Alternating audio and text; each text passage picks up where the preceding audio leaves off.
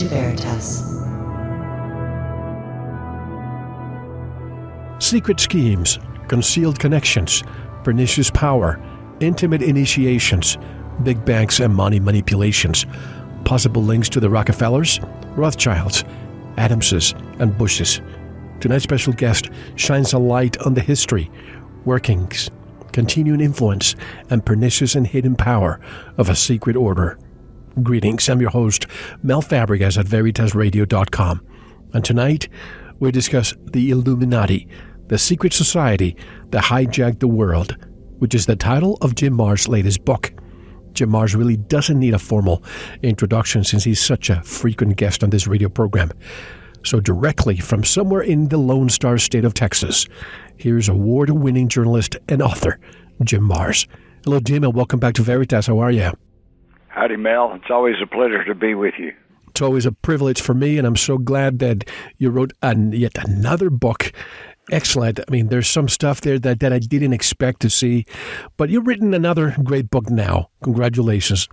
About 20 years ago or so, I remember reading a book that had nothing to do with conspiracies. It was actually a very innocent personal finance book by Robert Kiyosaki. I'm sure a lot of our listeners read Rich Dad, Poor Dad. He actually described the Illuminati in that book. What is your definition of the Illuminati, Jim? Well, it has changed and probably will continue to change. But what surprised me is once I got into researching the Illuminati is that I've heard all the conspiracy theories and the claims, they're behind everything. You can't get a plumber on the weekend. It's because of the Illuminati, And there's always, and I thought, well, that's hyperbole. That's just, they're blowing stuff out of proportion. Yeah. They don't really understand that the world is just kind of a messy place and stuff happens, blah, blah, blah. But I got to tell you, Mel, after more than a year of investigating and based on 50 years of research, yes, there really are a handful of people, if they are people, and that's another whole issue, who are trying to rule the world. And they do it, they started off thousands of years ago. This is nothing new. This goes all the way back to probably the first global civilization, which some people refer to as Atlantis. But we don't know much about that, so we'll let that go. We'll bring it forward to the Sumerian civilization, the civilization that arose in Sumer, Sumer, which was located between the Tigris and Euphrates rivers over in the Middle East, and today is one of the few places on the world that we can't just freely travel to, and that's Iraq. Okay, and in Iraq, for thousands of years, nobody even knew about the Sumerians, and yet in the mid-1800s, they began to investigate these strange mounds of rubble in Iraq, and they discovered an entire civilization there. And as they have now put it together, it shows that this was an incredibly technologically advanced civilization that far exceeds anything we thought of at that time period. Predates the Egyptians by a few thousand years. And in fact, the Egyptian civilization, I know when I was a kid, we were kind of taught in school that the Egyptian civilization was the world's first greatest civilization, but it turns out it was simply a degraded version of the Sumerian civilization. And where'd it come from? Well, we actually were told that. We're told that in the Bible. It came from Abraham. Okay, whose original name was Abram, or the wise one, the knowledgeable one, and he came from Ur of Chaldea. Well, Chaldea was just a biblical name for Mesopotamia, Iraq, and Ur was one of the major cities of the Sumerian civilization, and they had such an advanced knowledge of astronomy and of agriculture and of political government, language, mathematics, that it's absolutely incredible. In fact, we're still using their mathematical system based on the basic 60 number. And we're still using what they found in their astronomy. We're still using their agriculture methods. In fact, I was kind of interested to find out that the ancient Sumerians even recorded that they had 4 types of beer. And I bet one of them was not light. All right. But and that shows that they had something really going for them. They had some way of learning this information, because wine I can understand. A caveman finds some grapes on the ground that's been there, and they fermented a few days, and he's hungry. He eats them, and he gets a little buzz, and he decides, hey, this is cool. So he learns how to ferment grapes and stomp them and make grape wine, and make wine. But beer requires a formula. Beer requires hops and malts and sugar, and you have to just put it in just the proper ingredients, and it has to be done just such way, and it has to be fermented. It's a formula. How did they learn that? Well, that and all of the other miraculous things that they had, they're open about it. They say they learned it from the Anunnaki. Well, who's the Anunnaki? Well, that translates as those who came from the heavens and landed on the earth. Okay, ancient astronauts, if you will. And, of course, there's a lot of people still poo-pooing that, but I want to tell you the evidence around the world is quite compelling, if not overwhelming. And, of course, you have scholars such as Zecharia Sitchin and many others who are supporting the contention of the journalist Eric von Daniken. Yeah, who, wrote back in the 70s, he said the evidence points to ancient astronauts, these people that came from the stars and landed here and manipulated things on the earth. And this is exactly what the Sumerians wrote down. In fact, it's really interesting, Mel. The story of the Anunnaki is actually told in the Encyclopedia Britannica. The translations have not really seriously been argued with. It's just the interpretation. In the Encyclopedia Britannica, you find them under Sumerian myth. In other words, they were just stories made up by the Sumerians. But a growing number of people, led by Sitchin and others, say no, this wasn't just something they were making up. This is what they stated, and this is what they meant. When they said these people could fly through the air and they landed and taught them how to do things, they weren't just making up stories. And so from there we go on and we find out that, kingdoms arose, empires arose, and these people connected to, and the Anunnaki, of course, they pretty soon they're in the situation of Charlton Heston. They're on the planet of the apes, okay?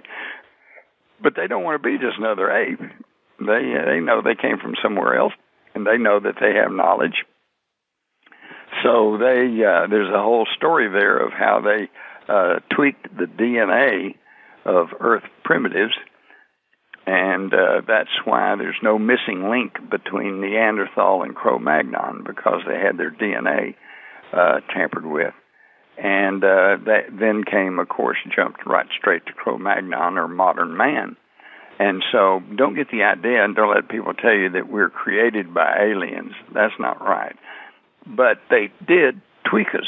They improved the breed, just like we do with animals, with dogs and cats and sheep, cows, horses. We breed them for the traits that we want.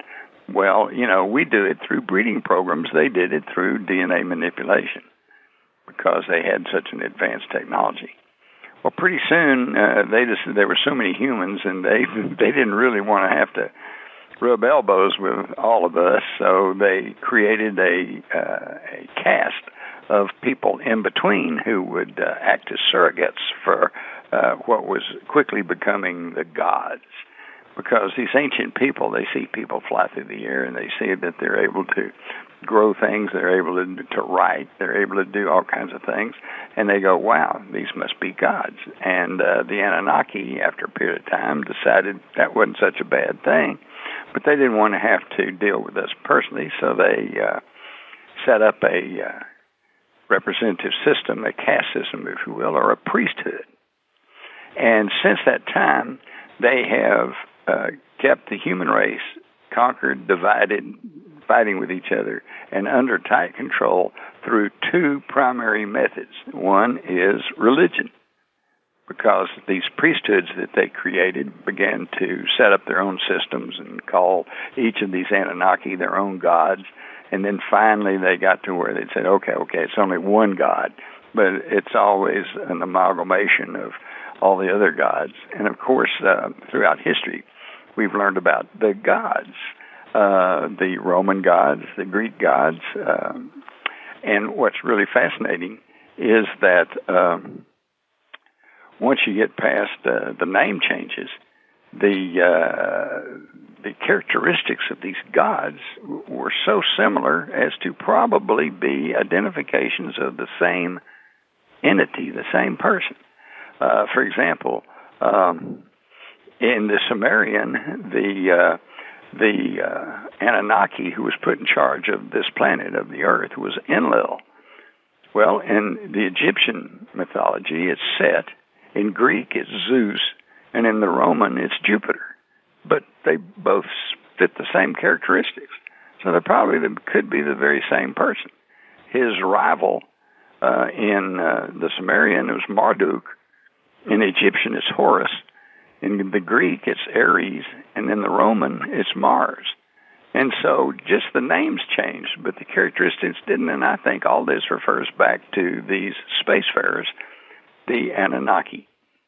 Now, this was a secret that was passed along through the priesthood. They knew it. They didn't tell everybody else about it because, after all, they represented God.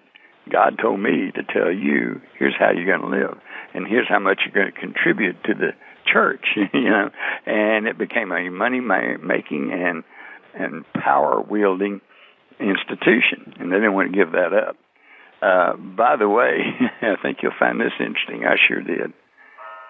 The original Greek sky gods were called the Titans, and most people know that. But what they don't know is in the Sumerian cuneiform tablets, the word for those who live in the heavens is Titan.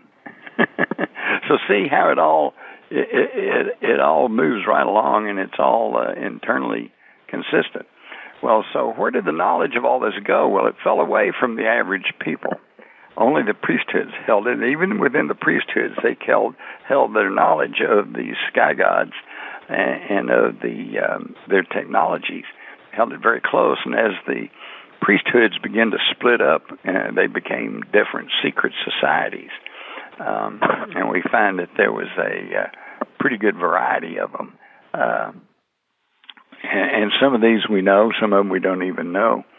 But this information, this knowledge of the ancient astronauts, was passed down through such organizations as the Rosh Hashanah, the Assassins, where the word assassin comes from, the Jewish Kabbalah, the Essenes that apparently Jesus was connected to, because in the Bible, which has been heavily edited, he criticizes and lambasts the Pharisees and the Sadducees, the two major Jewish religious hierarchies at that time, but it's suspiciously, devoid of any criticism of the Essenes, which has led a lot of people to believe that he must have been one.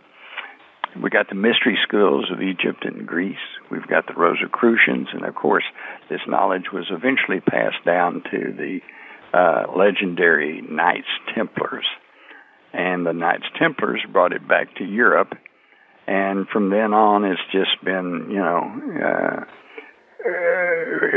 one religion after another and one schism after another. The Universal Church, or the Catholic Church, broke into Catholicism and the Protestants. Christianity. Yeah, and then what we find is really interesting because, and it's always money, and money has been connected to the church all the way back, because the priesthood found out that they could get rich in telling people, you got to give some money to the church, And plus, they became very powerful because the Catholic Church, once they got created there in Rome and had the Roman Empire behind them, in every little village there was a priest, and you went and you confessed to the priest. So it was a modern-day NSA. They knew everything about everybody.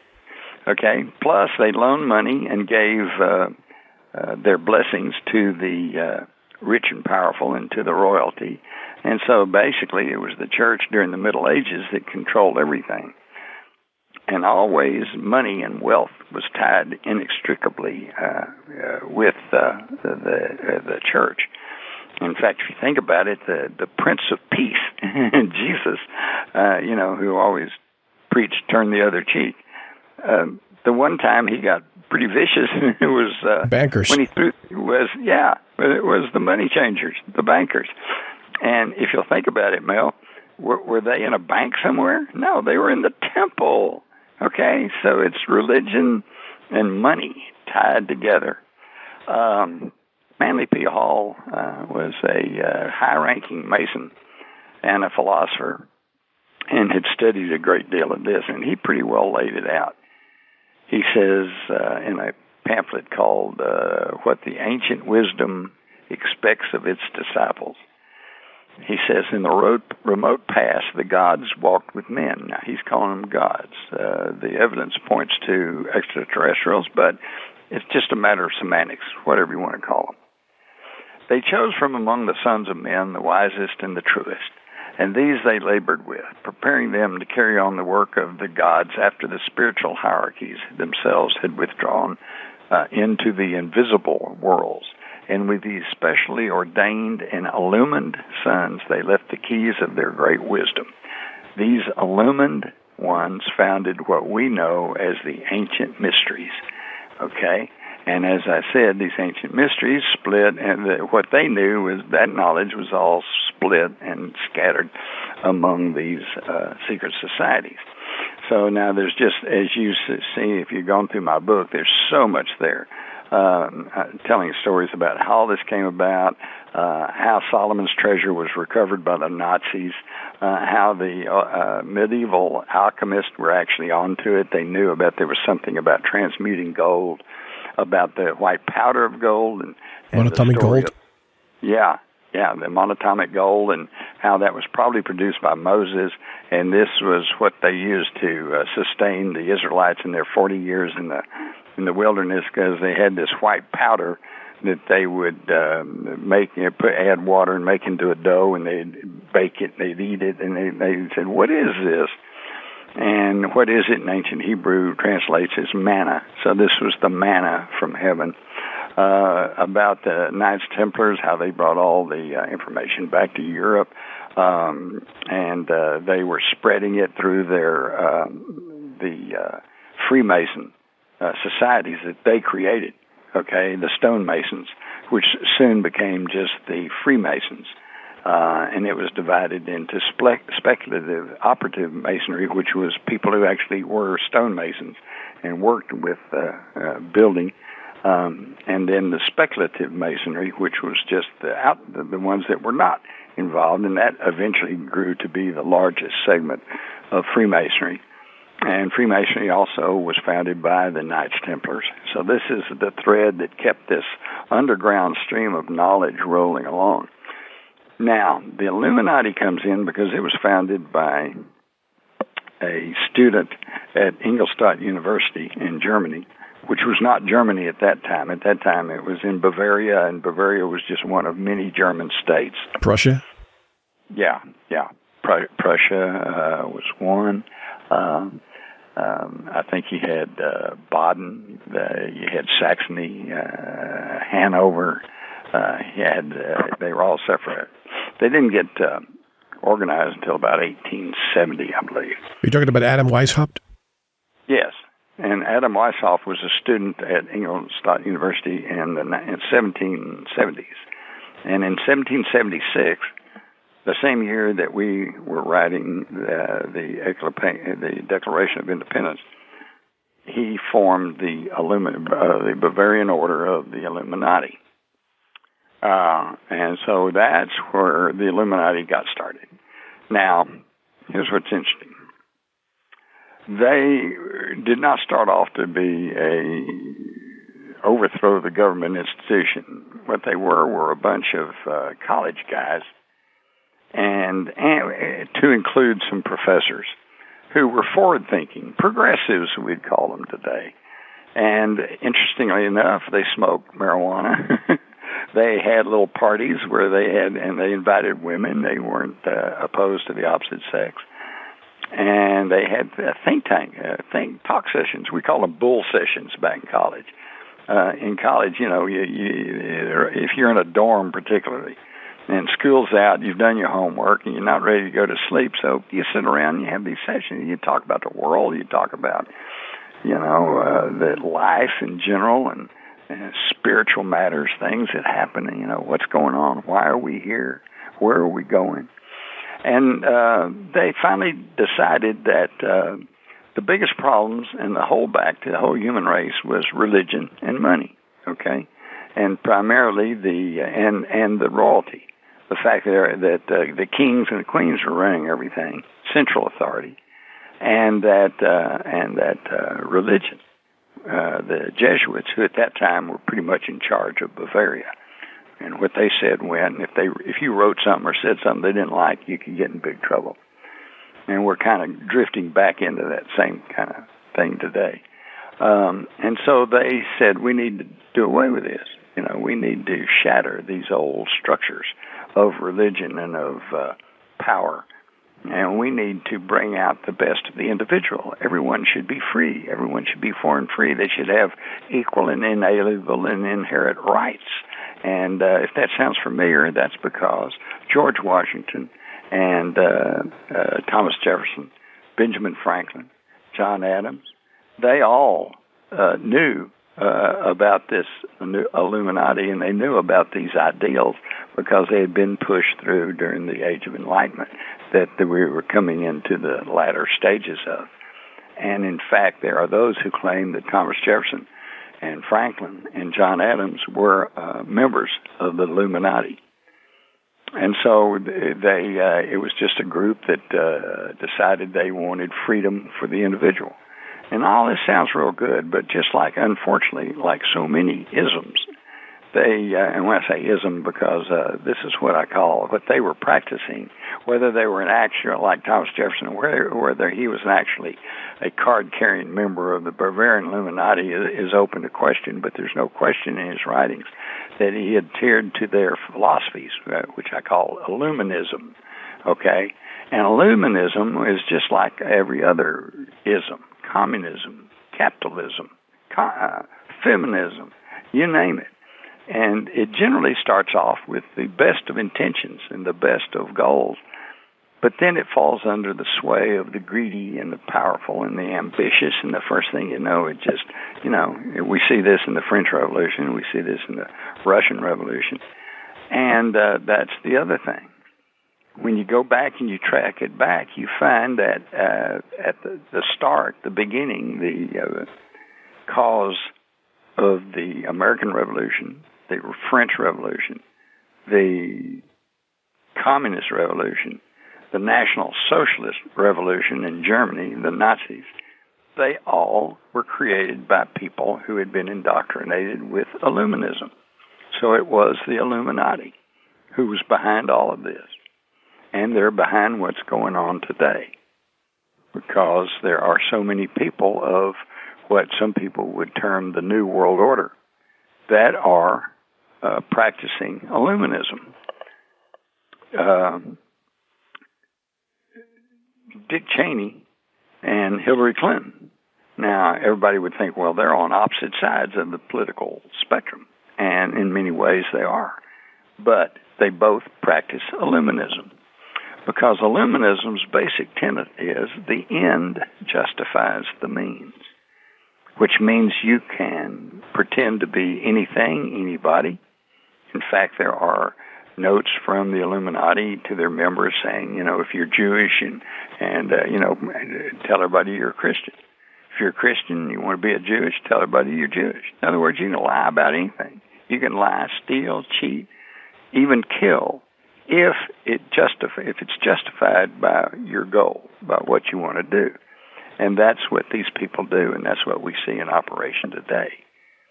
You know, inherently, individually, they may not be bad, evil people, but they practice Illuminism.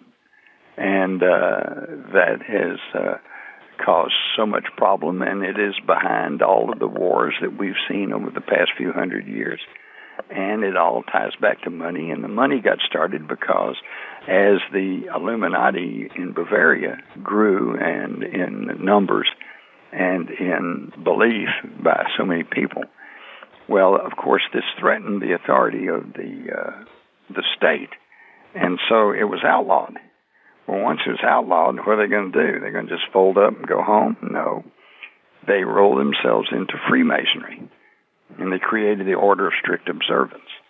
And the Freemasons, many of whom were already disposed towards individual liberty and freedom and the ideals of the Age of Enlightenment, they bought into it.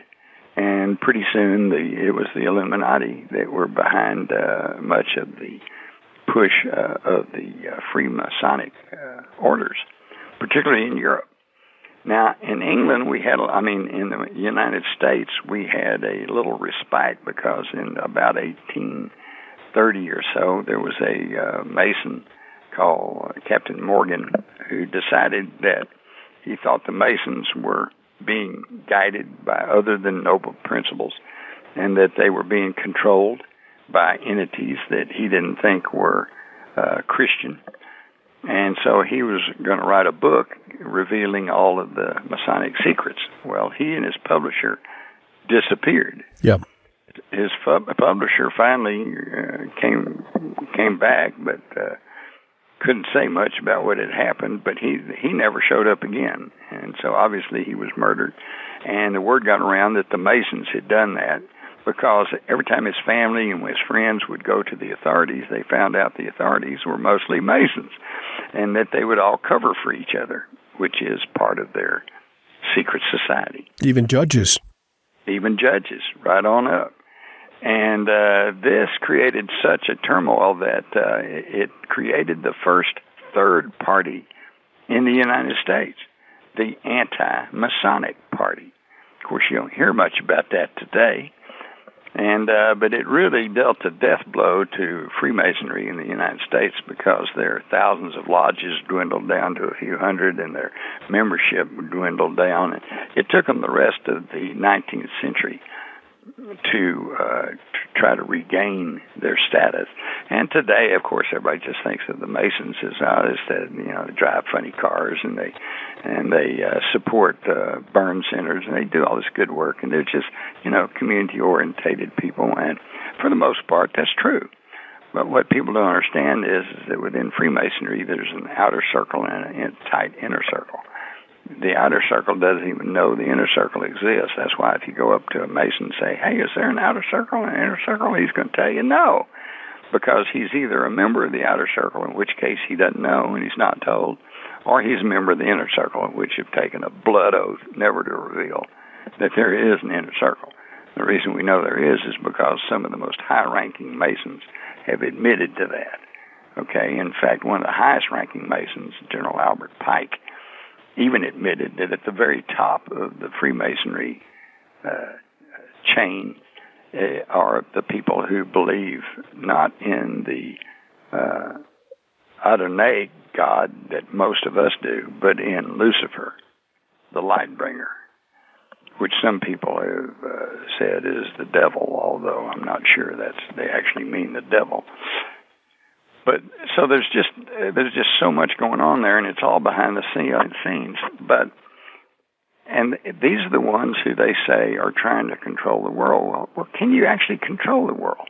Well, yes, you can, because in 2011, the Swiss Federal Institute of Technology did a big study of 43,000 multinational corporations and found that they were actually controlled by just a little over 1,000 companies with interlocking ownership.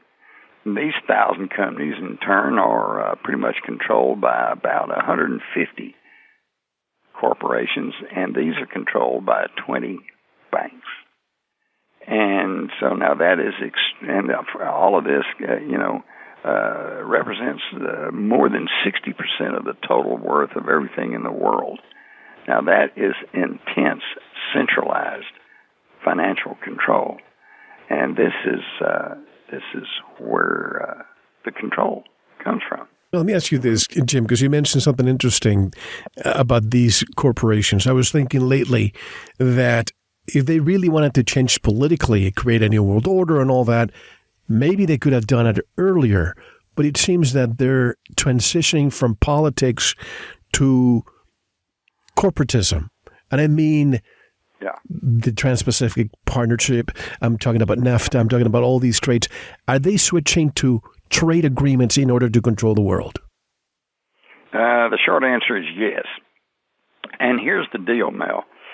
Prior to World War II, and at the time the Bavarian Illuminati were active in the late 1700s, like I said, there wasn't even the nation of Germany. There was just a bunch of German states.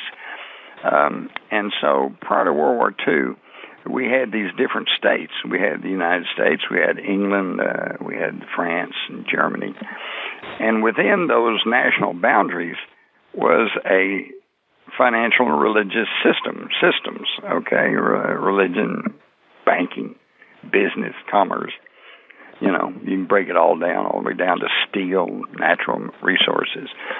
And this is what they started off. This is how they were trying to gain control over there, and they did. The isms, the communism, which grew out of a organization called the League of the Just, which was an Illuminati organization. And they just changed their name to the Communist Party. So the Illuminati created communism in Russia. There were a lot of people who were opposed to that.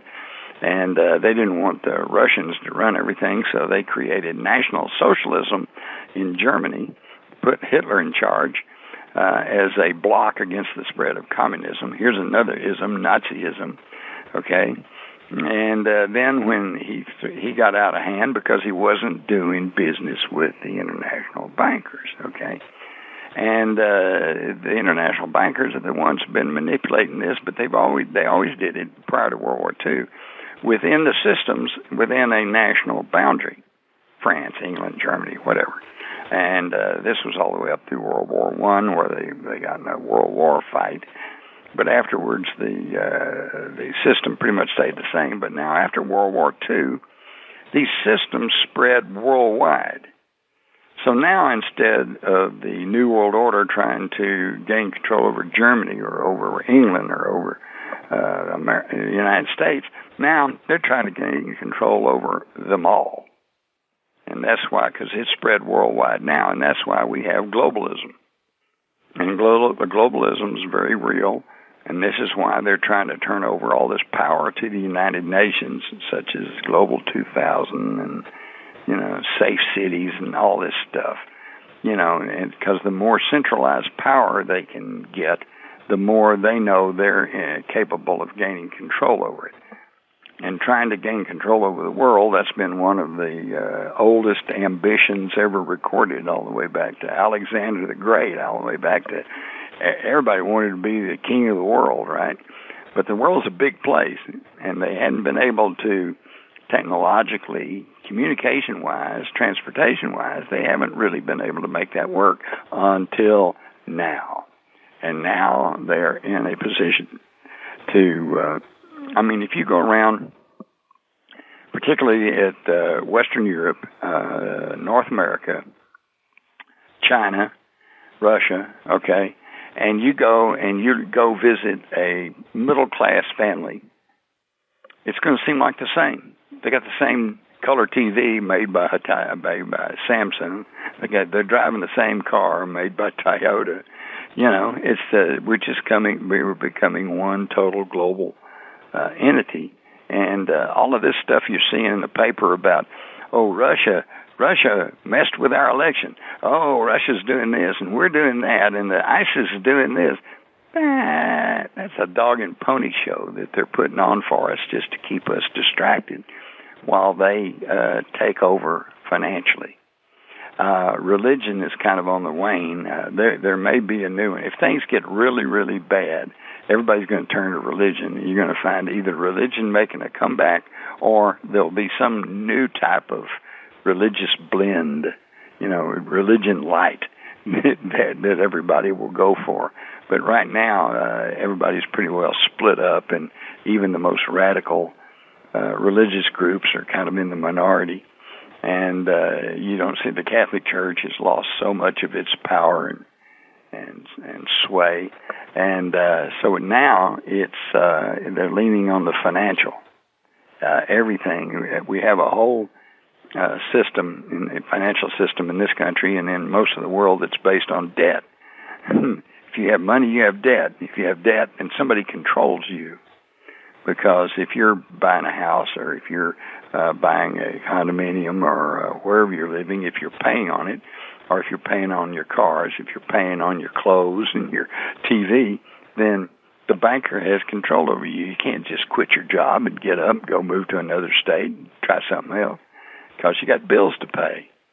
And this has led to a really untenable situation if you think about it, Mel, because we've got the most consuming society ever in the history of the world. And to keep people consuming, you have to keep them dissatisfied. I mean, if you're satisfied, why do you want a new house? Why do you want a new car? Why do you want a new TV?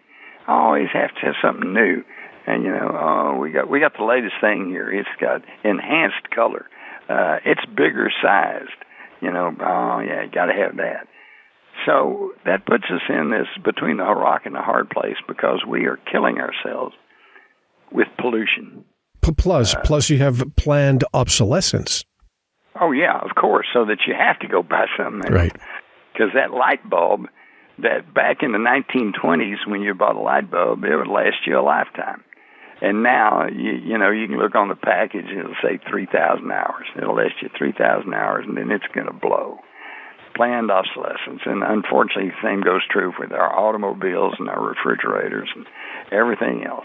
Because the corporations realize that if they make a quality product, it would simply last you for years and years and years. You won't be buying another one. And the whole idea is to buy more. So we're in a situation where the more we buy, the more we throw away, the more we throw away, the more we're killing ourselves with pollution, junk, trash, and air pollution, water pollution.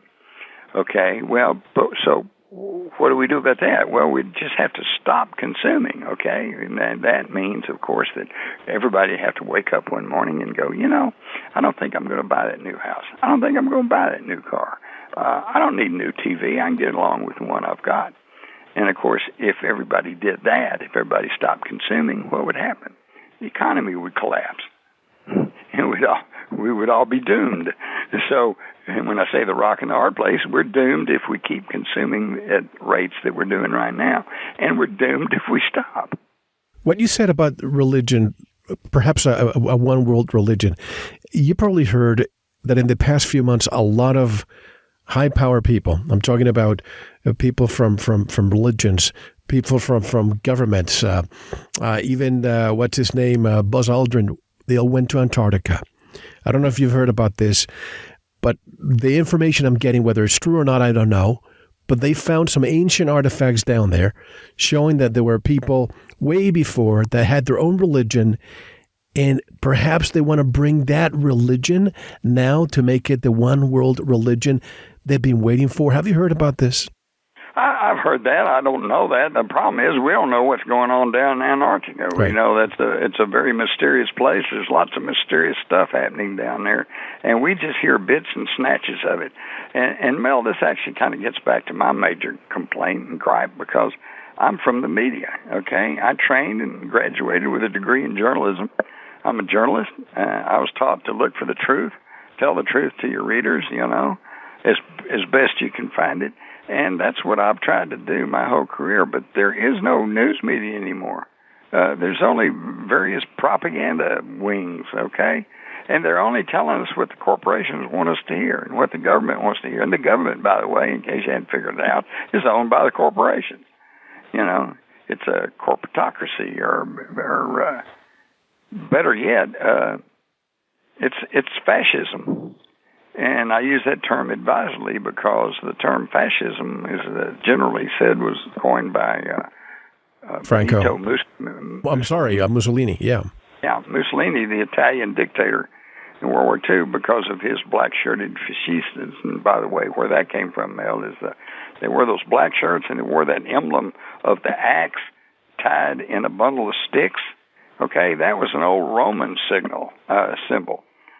And the fascist of Mussolini adopted it because it represents central government. Okay, the axe tied amongst the sticks.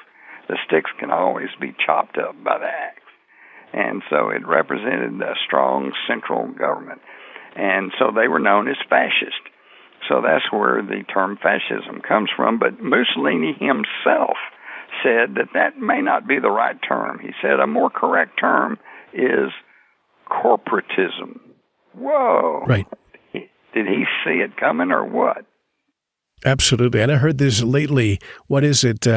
Capitalism with that. What is it? Capitalism without fascism. Gosh, what is it again? Capitalism without socialism becomes communism, and Anyway, I don't want to confuse. No, wait a minute. No, okay. Well, let's see. Capitalism without socialism, with socialism, would become communism. No, the opposite. Capitalism without socialism becomes I'm sorry. Socialism without capitalism becomes communism. Okay. All right? And the other parts that I'm not remembering now. is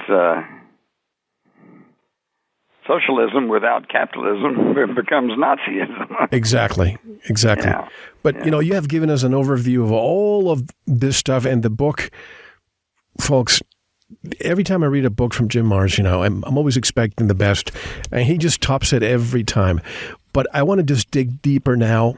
For example, if so many politicians, Jim, have been referring to the Illuminati, perhaps, using different names. Take the late New York City Mayor, John F. Hyland, 1922. He said, quote, "The real menace of our republic is the invisible government, which, like a giant octopus, which sprawls its slimy length over our city, state, and nation. At the head of this octopus are the Rockefeller Standard Oil interests and a small group of powerful banking houses, generally referred to as the international bankers, who virtually run the U.S. government for their own selfish purposes," unquote. Now, you find similar quotes all the time. Why wasn't anything done? Is it because they hold most positions of power today, Jim? Yes. It's the same reason that I know people, and I have worked for companies. That's a structure, and you realize there's something wrong at the top. But number two, if you want to keep your job, you don't say anything about it, except, whispering at the water cooler. It's the rule. It's the golden rule. Whoever has the gold makes the rules. And everyone, the higher you go in the political spectrum or the corporate spectrum, the more yes men you find. And they do not want to go against it. And this goes all the way back. This goes all the way back even into the universities. Let's say you want to be you're really fascinated and you want to be a history teacher, okay? So you go to the university and you take the history courses. And I'll tell you one of my own personal experiences. I had a history course in college, and I got a test, and on the test, the professor says, "What do you think are the 4 major causes of World War II?"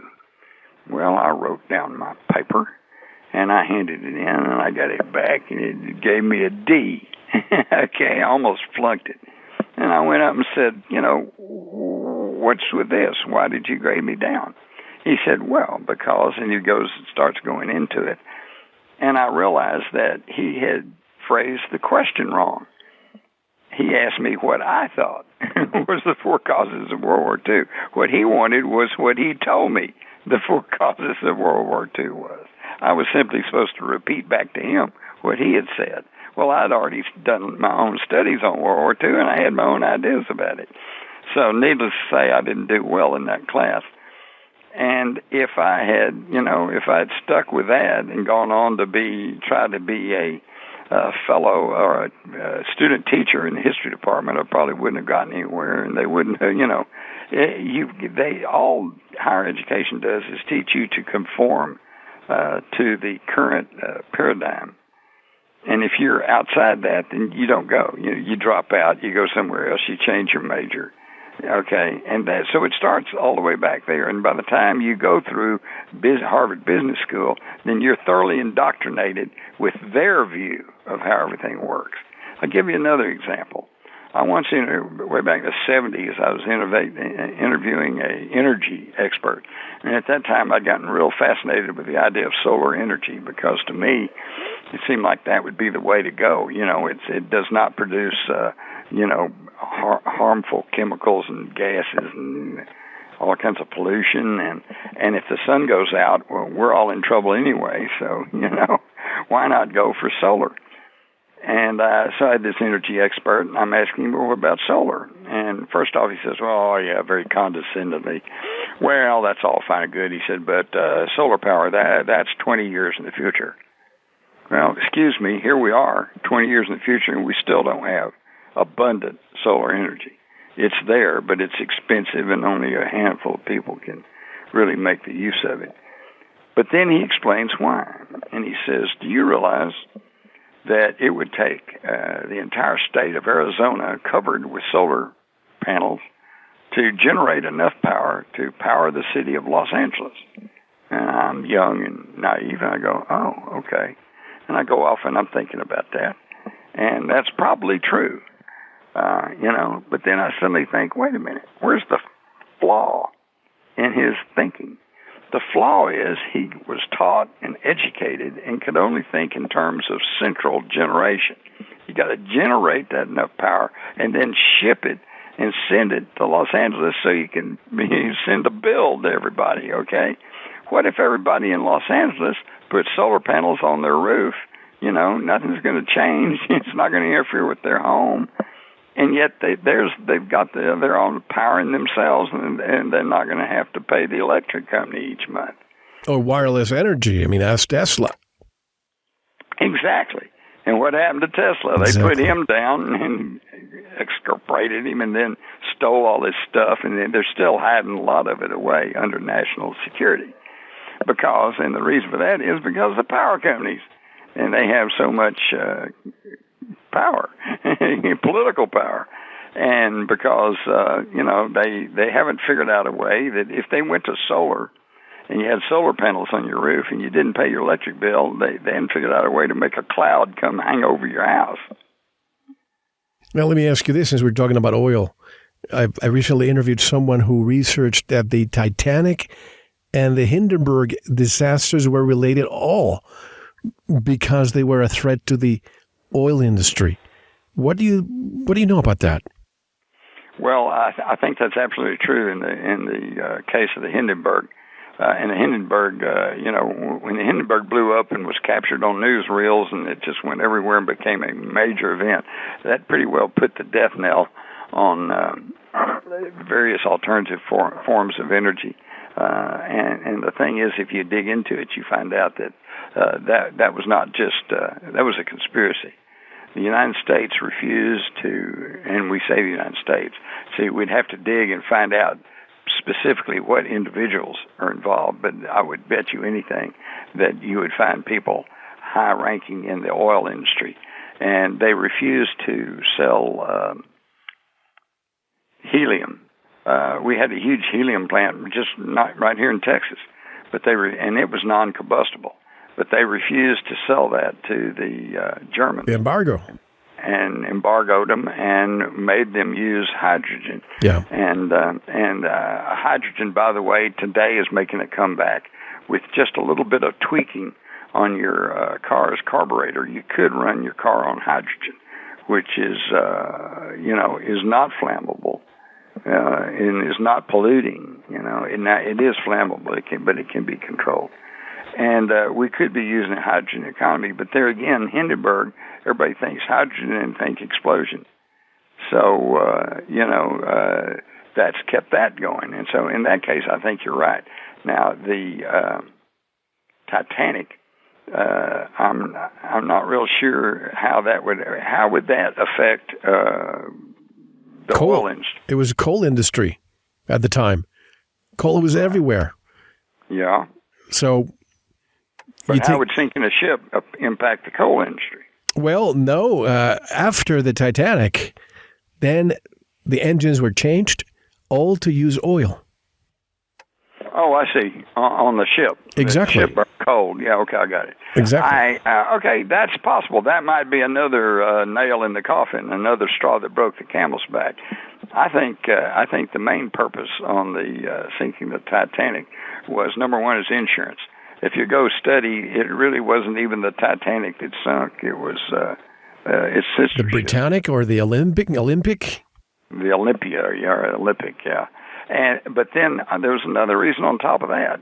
Some of the most powerful, wealthy people, the Astors, I think it was the Astors, and others in this country were on board and lost their lives. And these, interestingly enough, they were against the Federal Reserve. They were the very people who were opposed to the Federal Reserve System. Yeah, I tend to think that was probably the major cause. But then, anytime they can loop things together, I mean, like the Kennedy assassination, it wasn't just that he was going to pull us out of Vietnam, and it wasn't just that he was going to curtail the power of the Federal Reserve System, and it wasn't just the fact that he was prosecution, organized crime, or threatening to do away with the CIA. It was just that combination. You got it all together. You got all those people thinking something's got to be done about this, and so when he gets killed, nobody says anything. They just go along with the false narrative that's presented to us. By the way, I found what I was saying before. You cannot have socialism without capitalism, or it becomes communism. But you cannot have capitalism without socialism, or it becomes fascism. Yeah, there you go. And that's very true. And that's why, we talk against socialism in this country all the time, and yet we have, look at Social Security, look at Medicare, we got all kinds of social exactly. programs, and I think that the trick is to hit a balance. I need to write that down. Repeat that back to me. That was a good one. We can agree that you cannot have socialism without capitalism, or it becomes communism. But you cannot have capitalism without socialism, or it becomes fascism. And by the way, folks, I'm saying this. That doesn't mean I'm a socialist just because I'm reading this. But anyway, I'm looking here, thinking of the mechanism used to control humanity. There are plenty of these under two main umbrellas. You mentioned them. Again, is it religion and finance? Are these the two top controlling mechanisms over humanity? They have been in the past. Today, religion is waning somewhat, although it's still very strong and still impacts a lot of people. If a lot of people are convinced that something's ungodly, then they're against it, and they're going to be against it, okay? So, yes, basically that's still going on. But today, I think the key social mechanism is money. Everything's money. Everything's tied to money. And there are those, whole movies have been made about people who, they're bank robbers. They'll do anything. They got to get money, But you know what? I'm looking at how in the past, countries would get into war to conquer land, conquer resources. And I'm looking at China, for example. They don't have to even drop a bomb here. They're buying Hollywood. And they're changing the culture. And they basically, if you look at some of the movies, it's almost like China's a paradise. And by the way, I'm not demonizing China, but I don't like the fact that they're changing our culture this way by taking over the Hollywood studios. That's true. In fact, I've told people before, I said, don't look for a Chinese soldier to show up at your doorstep. It's going to be a guy in a business suit. He's going to have a piece of paper, and he says, here, I own this place now. Get out. Yeah, right. Now, as of the day of the recording of this interview, the Bilderberg Group is meeting in Virginia today, folks. Is the Bilderberg Group a branch of the Illuminati, Jim? Well, yes and no. Number one, all of the members of the Bilderberg Group are not Illuminati, and some of them may even be good folks, but there is an inner core. And also, a lot of the people who attend the Bilderberg are not the decision makers. They're just representatives, okay? And this gets back kind of to the corporate leadership. Let's say you got the guy who's making $50 million a year as CEO of some giant multinational corporation. Is he a New World Order Illuminati tool? Well, not consciously, okay? He may be a perfectly okay guy, but he is the top administrator. He does not really make the decisions. He simply sees that the corporation operates in a productive and profitable manner. And chances are he's got a Harvard Business School degree, okay? And he may be a perfectly okay guy, but he has to answer to his board of directors, who has to answer to the chairman, who has to answer to the major stockholder.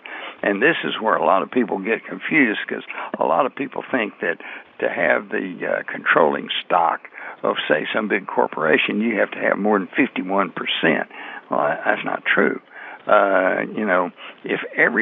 If no one owns more than 3% of the stock in that company, and you own 4%, you're the majority stockholder, and what you say goes. This is how they control these corporations, and they send their representatives to Bilderberg so that they can talk out and get the word on what the new policies and what the new programs are going to be, and what they should support and what they should not support. I would love to have heard them at last year's Bilderberg and see how they were talking up. Okay, Hillary's going to be president. If that was what was said, it could have been. In some of those back rooms, they're going, okay, we're all going to talk up Hillary, but we're going to put Trump in, because he certainly has acted in their behalf in many instances. Well, yeah, I was just thinking about that, because obviously anybody who's going to be selected, even as a candidate, has to be going through the filter of the Illuminati. I have no doubt about that. Exactly. But then again, Trump is reversing some of his standings during the election cycle. At the same time, I see him getting us out of TPP. I see him getting us out of the Paris Agreement, which, by the way, a lot of people are just complaining about that. But to me, that's nothing but a $15 trillion carbon tax. Exactly. And what they want to do is reduce CO2. If we got rid of all the CO2, this world would be a dead planet. No trees. Does nobody understand that trees and plants and us depend on CO2 for life? In fact, I'm already upset about the way here in Texas they're just building and building and building. I don't know where they think everybody's coming from. I guess from California. They're fleeing the state, but and they come in. I see this out here because I'm out in rural Texas. They come out here and they get a nice, pretty patch of land, and the first thing these builders do is go in there and bulldoze all the trees. And then do they chop them all up and let people come and either buy or give them firewood, for the winter? No, they just put them up in big piles and burn them. Now they're polluting the air and they're killing all the trees. What the hell's with that? And that's going on, plus all the other deprivations against our environment. And now they want to come around and tax us, for CO2, which is life-giving. That's what we have to have. That's what trees and grass thrive on. They are, and we'd all be healthier if there was more CO2.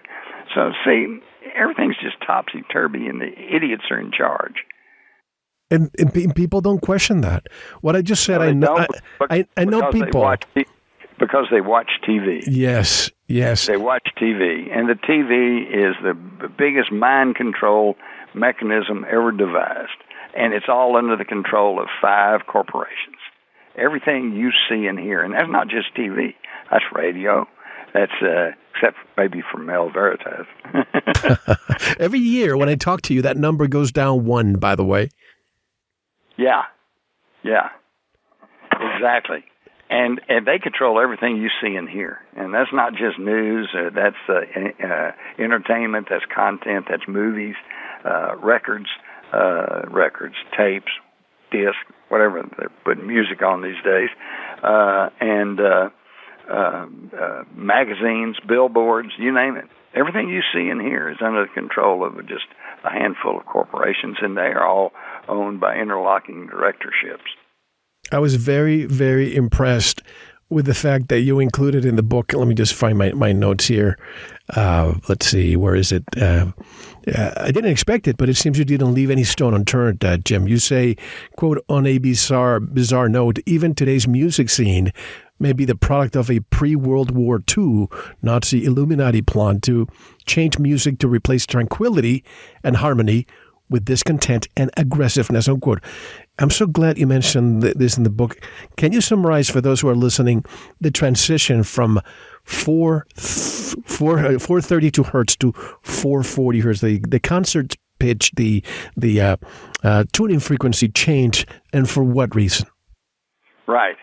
Well, without going in a long rigmarole, throughout history, most music has been tuned to a note at what is it? What I put there? 432. It used to be 432. Now it's 440. 432.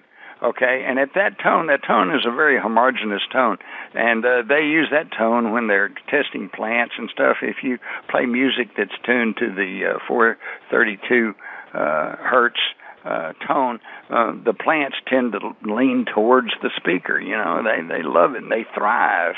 Okay, well, they found that if you up it some, you go up to 400 hertz. This is a jarring. Has a jarring effect on life, plant life. Plants that are put in a room with 440, which is, 432 has been throughout history. They've found ancient lutes played in ancient Egypt and places, and they're at 432. But when you go to 440, it produces a kind of a disharmony, and it's very aggressive. And today, most classical music is in 432. But if you go to heavy metal banging or head banging, some forms of rock, not all, but some, that's put it up in the 440 or 400 hertz, which is very discordant and creates disharmony, dissatisfaction, agitation, And the Nazis found out about this in World War, but prior to World War II, and they found that that's why all the Nazis were marching to these big marching bands, and they were playing at the 440, and it got people riled up, and let's go march and let's go conquer the world. It got them into that framework, and it was done by a guy who had developed all this. And realized that this is what they needed, and that's why he was able to persuade the World Music Associations to shift to this 440 hertz tone, which we are still using today. That would probably help us out a whole lot if we just had music that was soothing and pleasant. I'm not talking about elevator music that puts you to sleep, but just stuff that's on a little bit higher tone than what we're getting. But of course, again, that gets back to we're a consuming society, and a consuming society can't perpetuate itself if everybody's in harmony and living in peace and feeling pretty contented about themselves and the world. I asked years ago the director of the Tucson Symphony about this, and I asked him, can you tell me what frequency you use for tuning? And he said 440. And he thought that was the only frequency that existed. He didn't. Thought that was it. Yeah, he thought that was it. And then I started looking into this, and now I have a piece of software that I've recommended to my listeners all the time. All the classical music that you listen to these days is at 440. Now, if you put, say, a CD or a tape or an 8-track or whatever into this piece of software that I have, now you listen at 432. I mean, you know who Jay Whitener is, right? Yeah. Well, I sent Jay this, and he couldn't believe it. He called me, and he said, Mel, I cried. I actually cried by the feelings that I got from the music now. So Obviously, to me, this is beyond being discontent, being uneasy. This ease, stress, all that stuff leads to one thing, sickness. And I think if we all went back to that 432, it would keep us even healthy. Yeah. Hey, now, what do you got? Is it a disc? What does it do? It's a piece of software. I'll send it to you if you want me to. Please do, because I listen mostly to classical music anyway, and you're probably right. What I'm probably listening to is at the 400 440. 440. I would love to get it at the 432. I'm going to also send you a portion of that interview I did with them. At the end of that interview, I included some pieces of classical music before and after. So some people who have a better ear can really sense the difference, but most people cannot. Only your body can. Isn't that interesting? Anyway, interesting. Now I have to ask you about Antarctica again. So do you think that something is going on down there that we're not aware of? Absolutely. But just don't ask me what it is, because we're unaware of it. They won't tell us what's going on down there. The one thing that I do know is that, the Vatican has built a telescope down there. We have our own one of our biggest telescopes down there, and I think that may have something to do with the whole idea of this planetary body called Planet X or Nibiru or whatever, and it's supposedly will be coming in within sight at some near future date, and if it does, they say it'll be coming in you'll be able to see it first from the southern hemisphere, so I'm thinking that they're just down there getting ready to keep track of that. By the way, speaking of telescopes... Hey, but wait. Yeah. Mel, along with that, there is obviously climate change going on. There's something that's affecting the environment on this planet. Ice, things are melting and things are heating up and blah, blah, blah. But, sorry, Al Gore, it's not our SUVs, okay? Because right. Whatever's going on, Mel, is solar system wide. The sun is acting a little funny. It's not following its usual routine. The ice caps on Mars are diminishing. That means they're melting. Some of the moons of Jupiter, the ice is melting. Jupiter, there's things happening on that maybe they have SUVs there. Maybe so. Maybe that's it. Just a lot of Jupiter SUVs. And then the outer planets are becoming more luminescent. So anyway, the point is, whatever is happening, this is solar system wide. Now, what could be impacting the whole solar system? Well, the only thing I can think of is Nibiru, or whatever that is. Some planetary body, or maybe that some people say it's a small, miniature solar system. But anyway, whatever it is, it's on an elliptical orbit that takes it around the Earth every, 3,600 years, something like that, and that it's approaching now, and that we may be able to see it in the not-too-distant future, and that every time it comes by, it causes disruption within the solar system. And, this could account for all of the erratic weather that we're having, and it could also, going back through history, account for some of the great disasters like the Great Flood and blah, blah, blah, things like that. By the way, we exceeded the first hour. We have to take one and only break. How can people buy the Illuminati, the secret society that hijacked the world? Before we come back after the break, Jim, how can people buy the book and all your other great books? Well, you can go to my website, jimmars.com. That's Mars with 2 R's. You can go to any bookstore, and, of course, Amazon. Excellent, folks. This is a fascinating interview with Jim Marr, the Illuminati, the secret society that hijacked the world. I have tons and tons of notes here of things that I want to discuss when we come back to dig deeper. This is Mel Fabregas, and you are listening to VERITAS. Don't go anywhere. Thanks for listening to part 1 of this very important VERITAS interview. To listen to the rest, head on over